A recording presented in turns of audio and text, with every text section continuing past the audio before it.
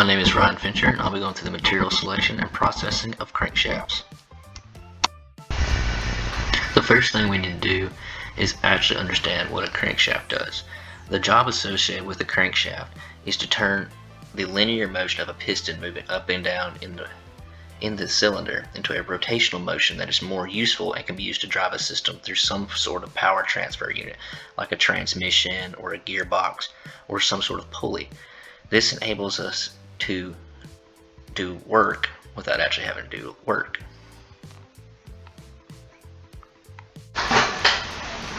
One of the most important aspects of designing a crankshaft is your material selection. Now, this is going to be very dependent on your application and how much power you're wanting to make. But one of the things you need to look at most is the stresses the crankshaft is going to be under. This is going to include the bending stress of the rod and pistons moving up and down in the cylinders, creating a moment on the rod journals, or the torsional stress of the crankshaft actually rotating in the journals, in the main journals. Your material is going to have to be strong, and it's going to have a very low thermal coefficient, which means it's not going to expand and contract a lot during a heat cycle. Typically, crankshafts are made out of carbon steel because they have a very high degree of toughness as well as strength and have a low coefficient of thermal expansion. After selecting your material, the next process is actually forging your crankshaft. This is a process in which you take your raw material and press it between two complementary dies, giving you a rough shape of what your crankshaft will be. This improves the granular structure and makes it very, very strong, although it does weaken it as far as toughness goes. So while you have a very strong crankshaft, it is not as tough as it needs to be. And so you do have to do some extra processing in order to reach the threshold of strength versus toughness. This is where heat treating comes in.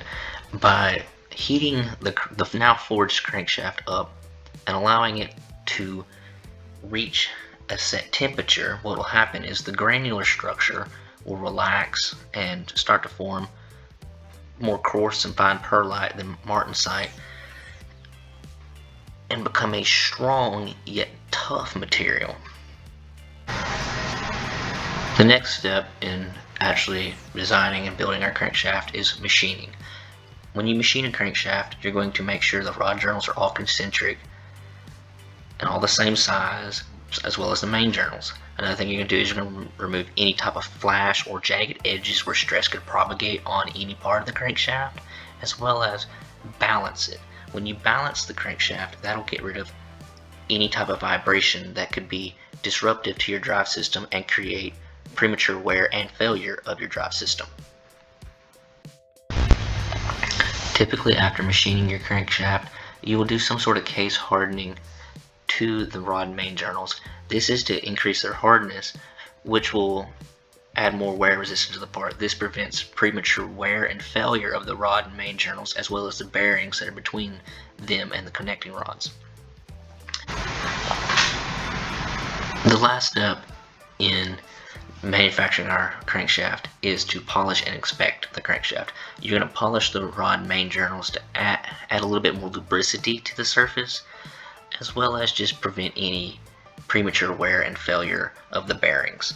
You're going to finally just check and make sure that everything is straight and square and concentric. This is just to make sure you have a nice quality piece that you're going to be putting in your engine.